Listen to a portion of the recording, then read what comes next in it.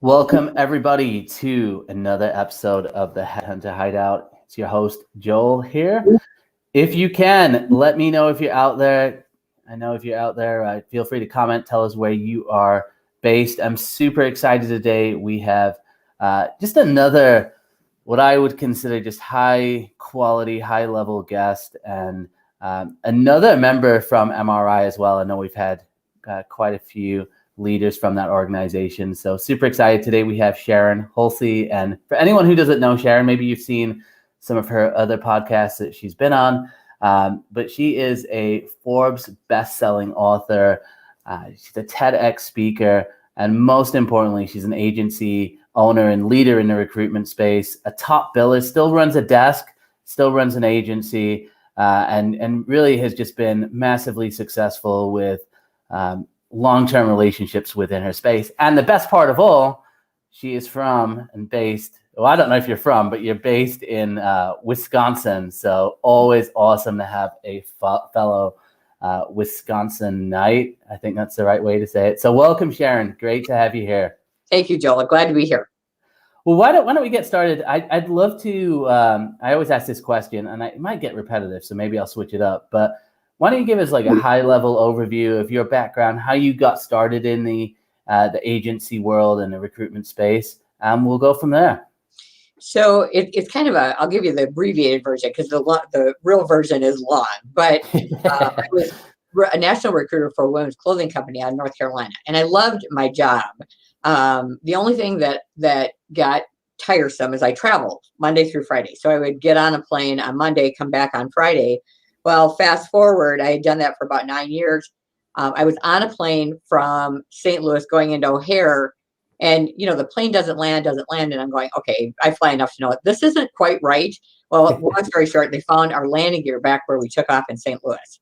So we did the whole belly landing, the whole thing. And why I tell that story is I knew at that moment that I was always going to be a nervous flyer. And here I have a job where every day I'm getting on a plane. So I made the decision that I had to find something else to do. And there's an exercise in the book that I actually took myself through. What are all the things I really, really love to do? And then what are the things that just sort of naturally come easy for me? What are my natural skills? Yeah. And I put those two together, and I realized that the thing I loved about my last position was the ability to recruit and bring in some really, really engaging, interesting people. And I loved the whole dynamic of talking to smart people. So I figured out, and actually, hindsight being what it is, Cook Associates had actually made me an offer, tried to recruit me several years before that. And I said no, just because my then husband didn't want to move to Chicago.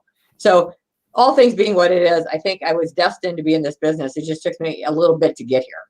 Now, did you have a pretty good understanding of the industry before you got in, or was it? Did you know what you were getting into? I guess would be the best way to put it. Yeah. So what I would tell you is I thought I did, and I didn't have a clue. And I think everybody who's honest about getting in this business would tell you the same thing. I knew that my job would be to call people and talk to them about potential opportunities. What I didn't really understand is, I've always said this is the easiest job I've ever had and the hardest job I've ever had all in one. Sure. What I do on a daily basis, talking to people, engaging, finding out about their lives, all that, best job ever, and it's easy. But the art of getting active job orders, building strong client base, building a name within your industry, all of that, that's all taken. This is my 25-year anniversary of doing this, and I would just say, I'm still trying to figure out exactly what makes somebody really, really amazing in this business. But longevity does help you kind of figure out what works and what doesn't work for you personally. Yep. So 25 years ago, is that when you started you started the agency, or how did that come about? I started in an MRI office. Yep. In Appleton. And I literally, after my flight, opened up the Yellow Pages. For those of you who have been in an industry as long as me, we didn't have the internet. So I opened up the Yellow Pages and I saw Management Recruiters of Appleton. It was the only name that was recognizable to me. So I literally picked up the phone and cold called what would become my new boss. So I went from zero to successful overnight. Now, I tell everybody I was very lucky. It was not based solely on skill. probably my willingness to flirt and have fun with guys and, all of that in construction was awesome. But I got into the industry when it's pretty hot.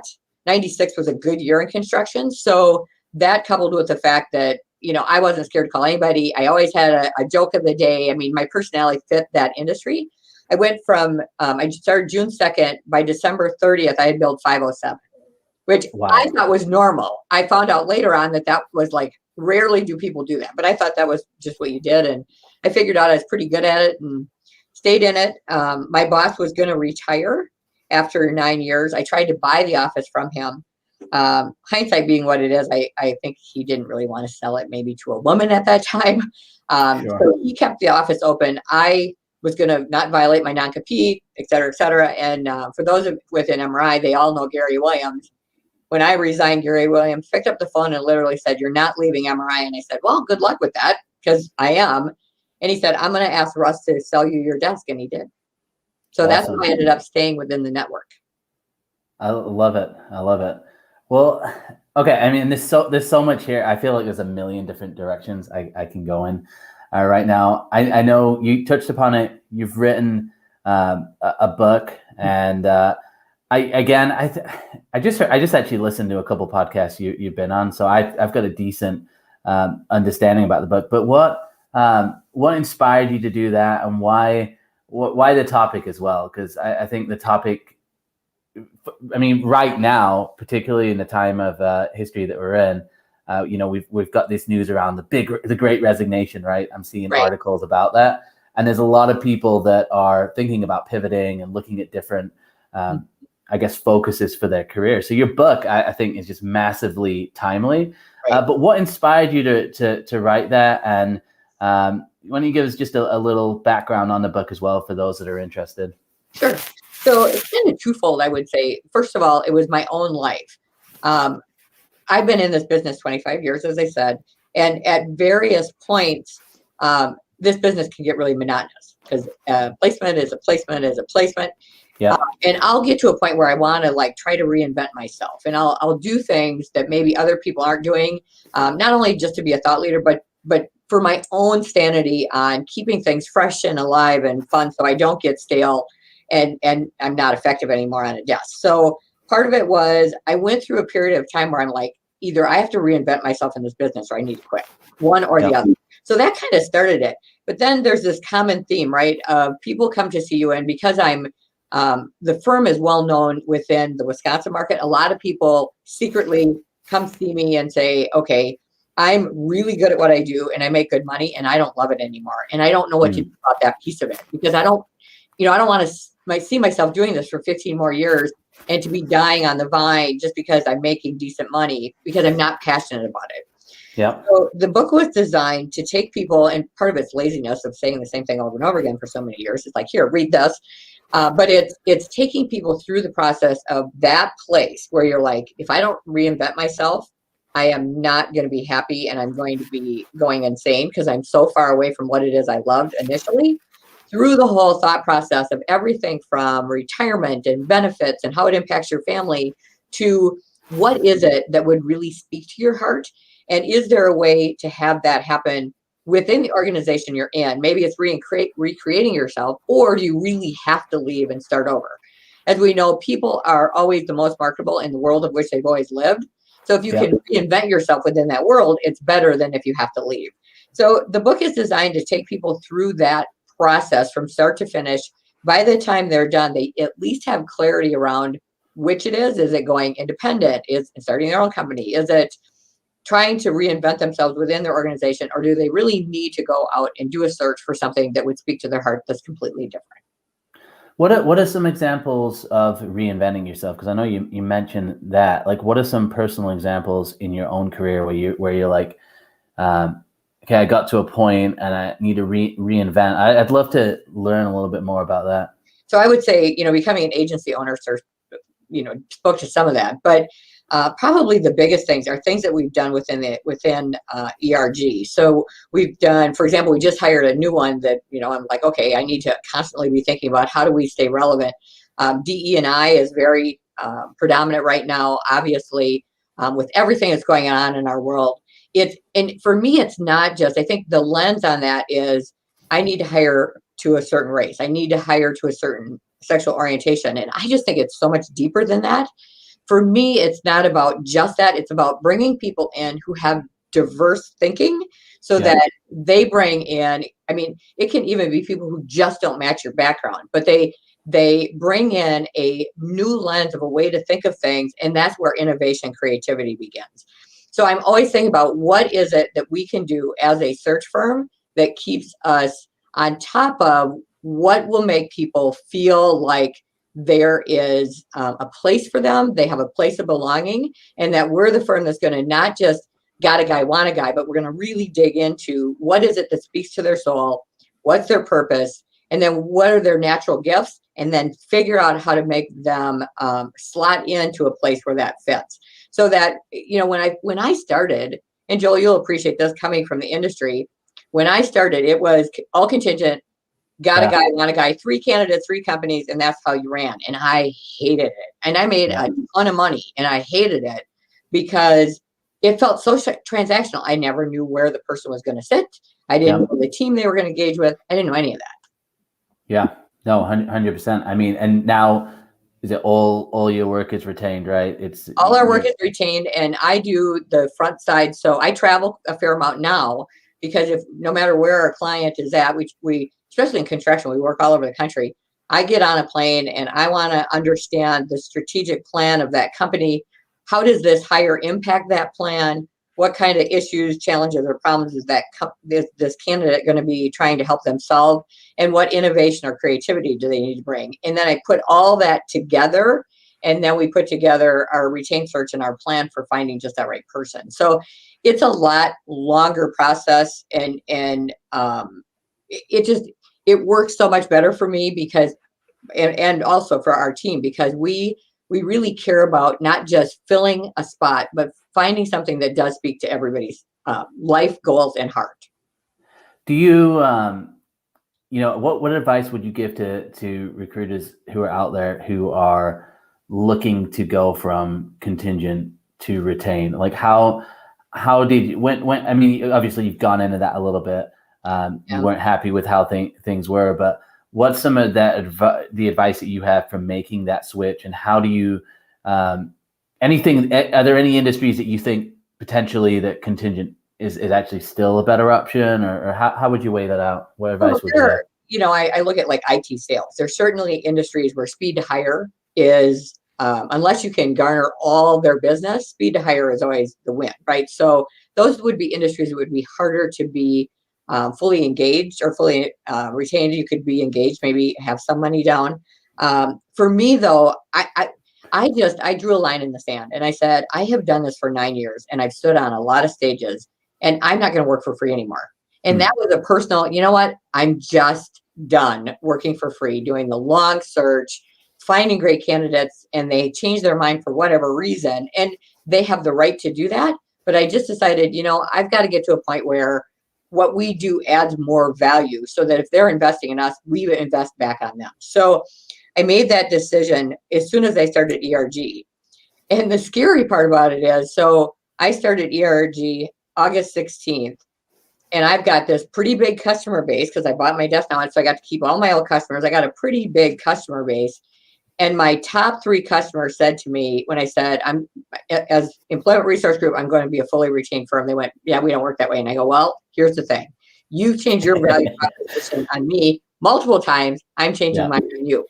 If you decide you are okay, ultimately down the road, if you're not seeing what you want, then come back to me. Otherwise, we'll just have to, you know, be willing to part ways. And this is how I work, is how I tell everybody. And it's not to be a jerk about it, but if I am going to go all in and I am going to do everything we do for our clients, from videos on their story to, I mean, we go to such extremes to make sure that we get it right. If we're going to do that, we want to know that they're invested as well. Yeah. Bottom line is they end up paying the exact same amount of money, but they just get a lot more value add doing it this way.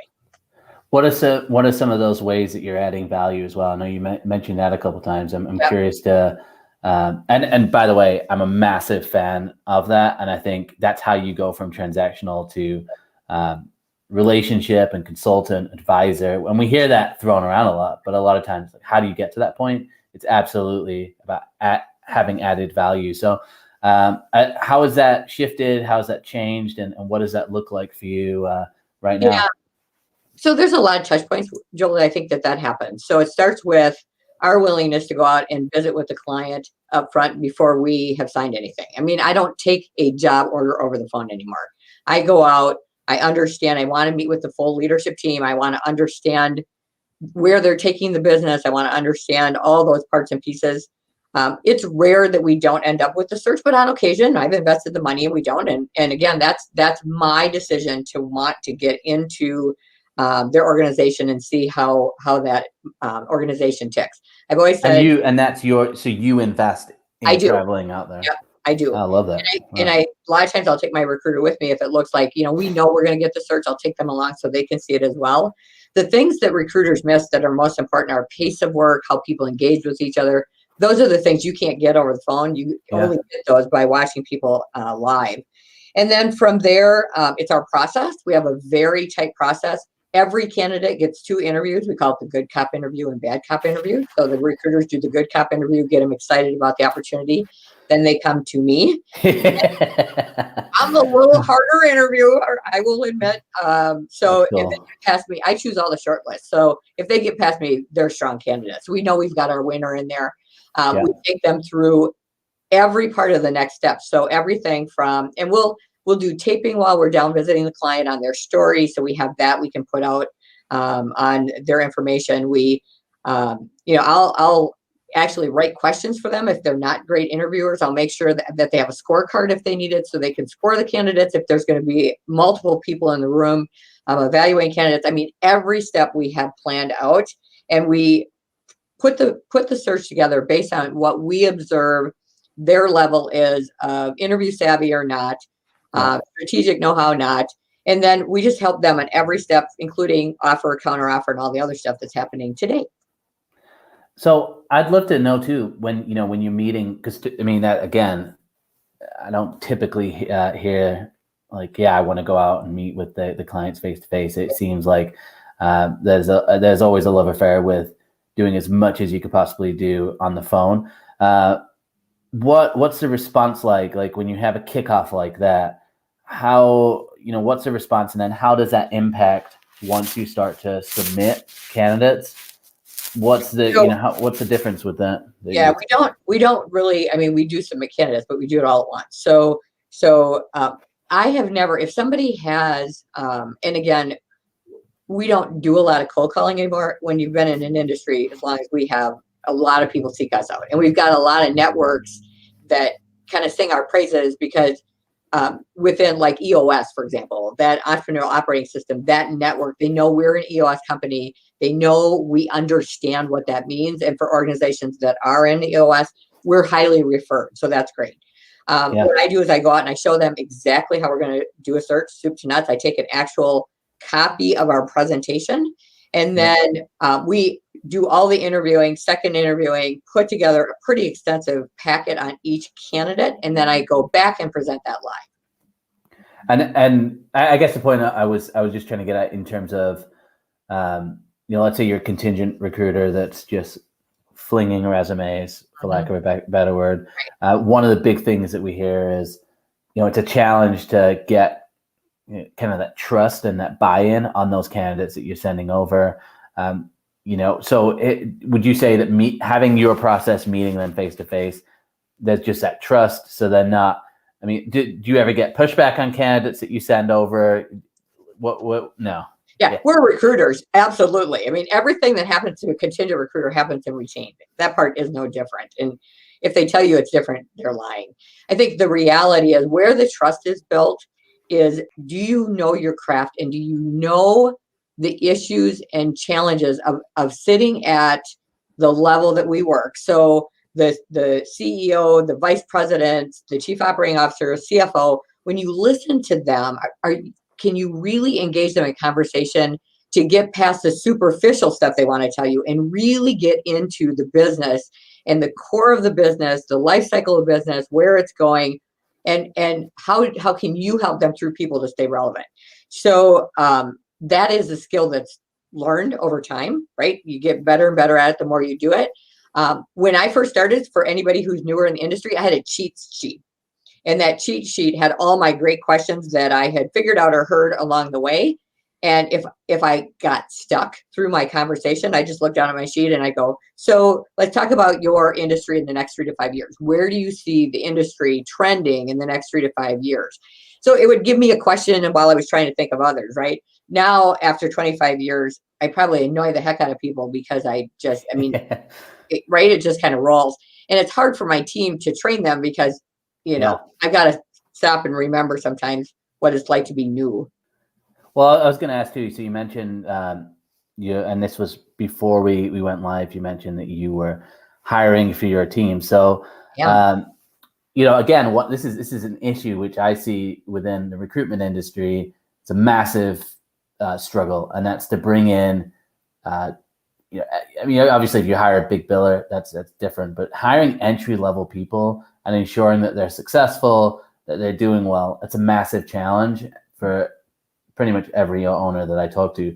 So when you bring someone new in, what are some of the things that you do to ensure that they're on the right track? And then what are some of those differences from like when you started to now, and like how have you adapted, throughout time to make sure that people are coming into the industry? Right. Well, I would tell you, I see both of it as an advantage and disadvantage. When I started, we had no internet. We had MRI wear. For anybody who knows MRI, oh my God, what a great CRM. And we had phone books from every market we worked in. And that's what we worked off of. And what I tell everyone is it taught me how to do recruiting the right way, which is getting on the phone and engaging with people and figuring out how to get them to sort of bare their soul as quickly as possible through trust. So I learned in a time where you had to be good at it. And I'm still not always good at it, but I'm pretty good at quickly getting people on the phone and getting them engaged. Today, what we do is, so much of our organization, and we've gone through highs and lows. We are at the absolute high of our culture right now. We do a ton of people work side by side with other people. Most of the people we're bringing on now are entry level recruiters that work with a teammate. So that's nice. But it also really revolves around all the stuff we do for the team. I mean, we have Office Olympics every Thursday at 4:00 where we kick off. We have a cocktail or a soda, and we play a game for. You had me at cocktail. Yeah, right. I know. We are from Wisconsin. I mean, we drink our beer here. So, but it's awesome because we built this camaraderie so that if they see a teammate falling behind, they grab them and pick them up and pull them. I don't have to do that anymore, which is the best place to be in. Yeah. No, I love that. And I think that obviously the recruitment world, it can be a really cutthroat world as well. So I think as much collaboration and having that team spirit, it's massive. Obviously the phone that's how we build trust, or Zoom meetings, I guess. But it's the live conversations is how we build the most trust with people. One of the things that comes up a lot is, how do you get people on the phone? And it seems like, things like cold calling, which you mentioned before, you don't do a lot of. How have you strategically built your brand to that point? Like, what are some of the things that you've done? Because you've got a really strong brand, you've obviously got the book, and you've got good social presence. There's a lot of things you've got going for you. Like, how have you invested that over the years, and where do you see that going in the future for recruiters that are coming into the industry? Yeah, I don't use the. I've always looked at the phone as I get the opportunity to meet some really interesting people. I don't look at it the opposite where, oh my God, I got to make a call. So I never, it's not that I don't have days where I don't really feel like engaging on the phone, but the reality is that is the quickest way for me to get to find the right people for my organizations. And if I firmly believe in what it is that I have to sell, the opening, it makes it easier to do that. Having said that, everybody's got to work to their own personality and strengths. I'm a world's biggest goofball. Anybody who knows me knows that I have a wicked dry sense of humor. And I always had a good dirty joke or two ready for the construction guys. I'm I never pick up the phone and say, hey, how are you doing? I go, you never call, you never write. I've been here. Where have you been all my life? We need to talk. So it's that kind of stuff that people just sort of laugh at me because I am absolutely the world's biggest dork. But for me, it works because I'm in an industry that, they get heavy all day long, right? They have bosses barking at them and clients barking at them. Super stressful. Yeah, very stressful. So you have somebody like me who just sort of makes it fun. That's what's important. So what about with people that are coming in to the agency in terms of that outreach? Are you still like, hey, let's cold call, or do you have outbound? What does the outbound strategy look like? So we put together, and again, depending on the level, depends on what they do. I will tell you right now, I'm going to grab this. We're reading this book, which is one of the best books for our industry. It's Fanatical Prospecting by Awesome. Jeff Lott. It's a fabulous book. It talks about all the excuses that we make as young recruiters and how the boss is saying, no, you have to do this. No, you have to do this. And he's going, they're telling you that for a reason. The phone is your best prospecting tool. So if you don't use the phone, you're not going to be prospecting. Even if you're emailing or texting, it's still that tool that they're using for you to be connected on. So it's a great book for brand new recruiters and established recruiters. So I would definitely recommend that. I think the other thing too is get to a point where you have a voice. So you have to stylistically get from, hi, my name is Sharon Hulce. I'm a recruiter at Employment Resource Group, and I'm working on a position, and I'd love to have an opportunity to talk to you about it. How are you doing today? So, defense mechanism comes up. You sound like everybody else. Stylistically, you got to figure out a way that you don't sound like every other recruiter out there. And that's what we work on. I don't want to be a recruiter. We basically, I hate the term headhunter, hate that term. I want people to You're on the Headhunter Hideout. I am. That's okay, Joel. I like you. But it's one of those things where it's like, okay, it gives this horrible image of the transactional piece of our business, right? And for me, it's like, listen, if I can help you, whether it's today or 5 years from now, let's just have a conversation and we'll stay in touch. If this isn't right timing, if what I'm offering isn't right, no harm, no foul. There's nothing bad about getting to know each other and understanding what a relationship with each other could look like, whether it's today or 10 years from now. I mean, some of my largest placements I've ever made have been people that I haven't talked to in 10 years. And all of a sudden they go, I just got to the point where I was thinking about making a move, and I remember the conversation we had, and I decided to give you a call. That's crazy. Yeah, it is. Yeah. But that's part of being an old dog in this world too. No, I think it's you bring up a great point though. I mean, I love the idea of finding, like kind of your own voice within what you're doing. It sounds like humor and those types of things, and understanding. I think it's understanding like the lives that your prospects actually have, or the candidates that you're going after. Like, what does their day-to-day look like? And if you can create like a pattern interrupt that's interesting or it's fun, it's something different, that's massive. When you're hiring people, what are some of the traits now that you're looking for? Because I just think that, at least from conversations I've had, from other agency owners and just knowing like the entry-level candidate of today might look different. That's obviously some of the same attributes, but for you, like what are some of those attributes that you look for, and what do you think has gotten you through some of the ups and downs? Obviously the recessions, we just had a pandemic that we're still going through. What are some of those things that you look for past maybe some of those just outward characteristics? Like what are some of the things that you're looking for people that you think makes them successful?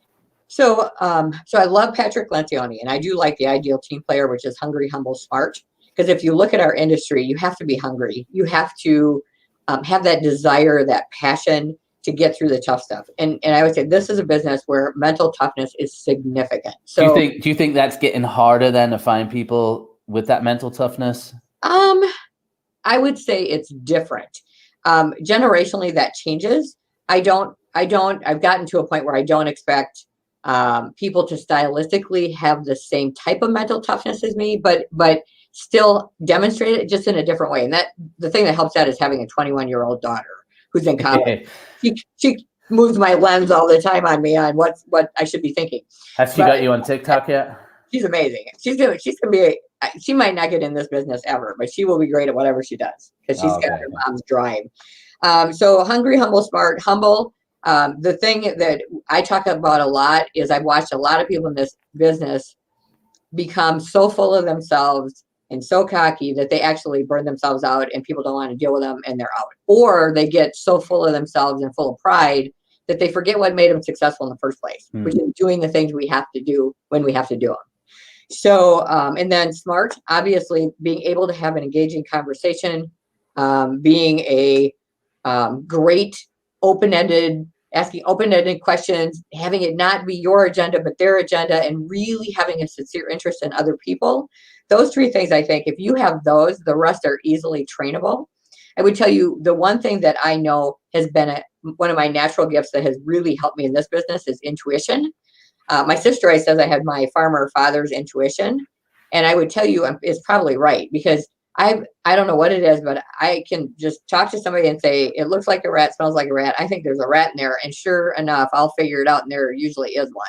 There's something about that person that they're either fabulous interviewers, but not as engaging as they say they are, not as successful, et cetera, et cetera. So intuition has also played a role, but again, a lot of if you got the core values and the core fundamentals, the rest is hire for attitude, train for skill. Yeah. No, I love that. Who's inspired you throughout your recruiting career? Like who's been, or has there been like one person that you've really looked at within the industry and you've gone, I want to model the way that I do things after this person. Is there someone like that you can point out? Well, I would tell you, so I'm in Pinnacle Society, and the Pinnacle Society as a group is all that. So the average tenure of a Pinnacle Society member is 24 years in this industry. And all of them, other than the emeritus, are running a desk. So they're long tenured. They understand the value of being an advisor versus transaction. So I learn something from those people every time I'm talking to them, which is fabulous. In the beginning, I did have a CSAM mentor. So MRI has a CSAM program, and I had a CSAM mentor, and that was Todd Dawson. So stylistically, we are very different, but he set me up for success because he made me be relentless to the metrics. And I'm not a metrics person. I hate the metrics, quite frankly, but he made me I didn't leave till I had a send out every day. He said, a send out a day, you will make money in this business. So it wasn't long after I started that was my goal. And I had one goal, and that was to book an interview every single day. So that was 20 a month. You're booking 20 interviews a month as a sole desk person. You've got a pretty robust desk going. And it took time to get there, but I'll tell you what, staying true to that and having him drill that into me for the first year I was in this business was probably the biggest gift I received. Yeah, no, that's great. Well, I definitely advise anyone who is out there. I'm pretty sure I tagged you on this event, but if you're not tagged, I'll make sure that people can find you as well. I think, are there any resources that you have that newer recruiters can download or follow? Do you have anything like that available? There's a ton of information out there. Especially probably the thing that I've done the most speaking on that is on YouTube is going from a contingent desk to retain. Because I worked a contingent desk solely for 9 years and then flipped that desk to a fully retained desk. So I know the aches and pains and the heartburn that it takes to do that. I also give some really good tips on here's some things that you can do that will help you to delineate that process and make it not be so painful. I think, it seems like right now would be a great time to do that. I've seen in a time where it seems like everybody's hiring. Everybody's recruitment firm, everyone is hiring. Now is a great time to look at those clients that are the ones that you want to double down on. And those can be great clients, especially right now, because it's hard. I'm shocked when I talk to someone right now and they say that they don't have job orders they're working on. It's like in 6 months, it's just completely flipped.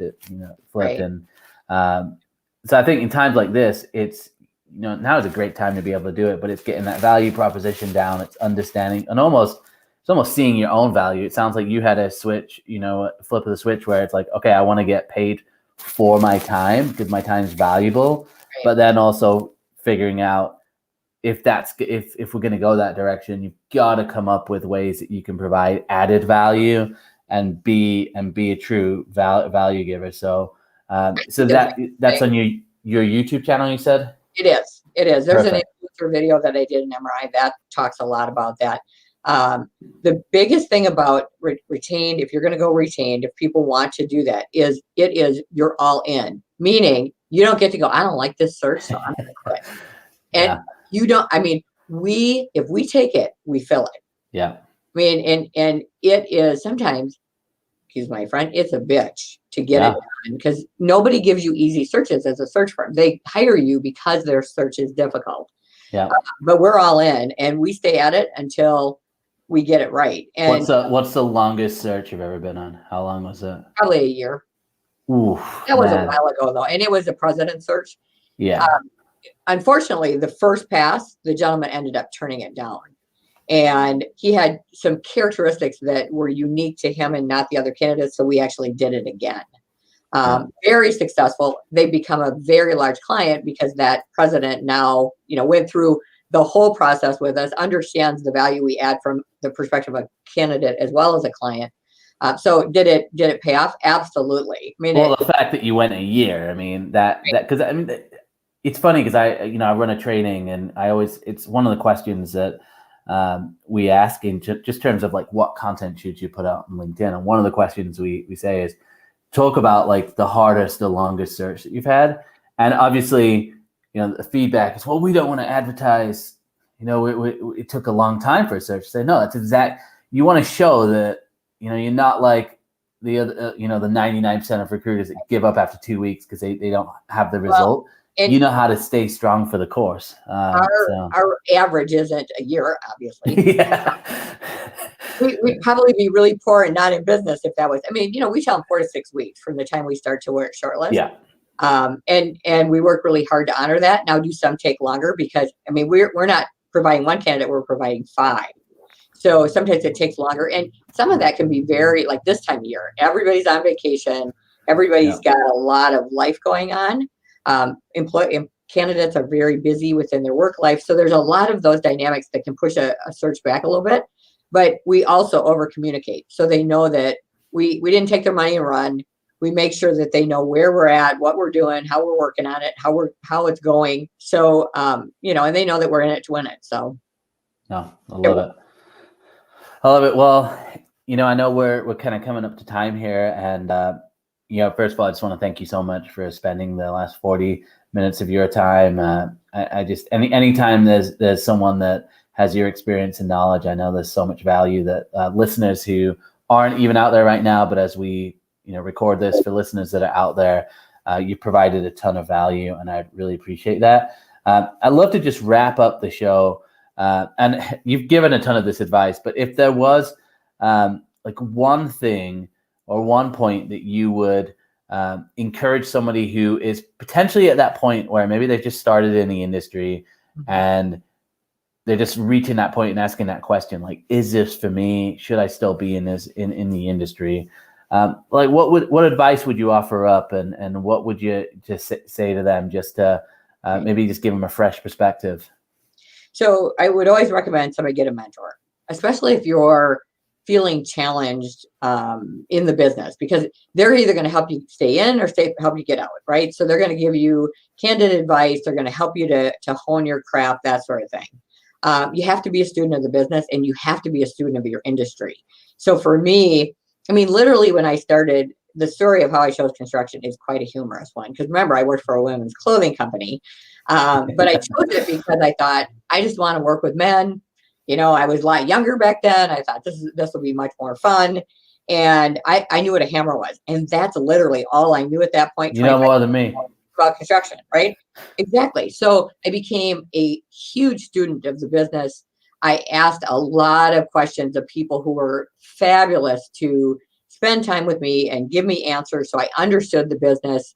And I always say I could probably build a building at this point. It might not be the prettiest building, but I bet I could get it up and make it have some layers, because I've been in this industry for so long, and it's just becoming that student of the business. So, 3 times in the first year, I almost quit. And I've built over $20 million to this point. So I'm kind of glad I didn't quit. But the reality is this is not a business for the faint of heart, but it is also a business that not only can transform your own life, but transforms the lives of others every day. And when you finally get to the point where you realize what you do literally transforms whole families, just through helping someone to find something that they on their own might not have been able to find, that's when all of a sudden you realize that what we do is pretty damn cool. I love it. I love it. And 20 million. So that was 20 million, just so everybody can hear that. I love it when I'm able to have just conversations with people that have really executed in the real world, and you know what you're talking about. So look, guys, if you're out there, if you're listening to this after the recording, I'm going to drop the link to Sharon's LinkedIn, link for her book as well. I think the book, if you're in a position where you are maybe feeling uninspired or you're thinking about even making a change, like this is a book that you need. Sharon has tons of experience in just coaching people through this. She's gone through it herself. She's had to make changes in her life. So definitely pick up a copy of the book as well. Again, Sharon, really appreciate your time. And for anyone who's out there listening, if you want to get in touch with Sharon, what is the best way, Sharon? How do you recommend that people get a hold of you? Probably email is the best, because I have my phone with me all the time. It's Sharon with 1 R, SHARON at ergsearch.com. Awesome. We'll drop that. Well, I'm not actually going to put that email out there, but obviously if you're listening to it, you can take that down. But Sharon, again, appreciate it, and look forward to seeing what you accomplish as well. And if you're looking for a position too, are you hiring remotely, or is it within the Appleton area? We like to have them in the office so we can get them really ingrained into our culture, because it's pretty cool.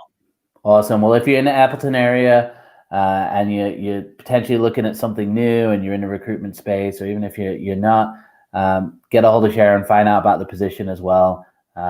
Great team that you want to be a part of. So thanks, Sharon. Appreciate it. And hopefully we'll be able to do this again. And I'm going to end this broadcast.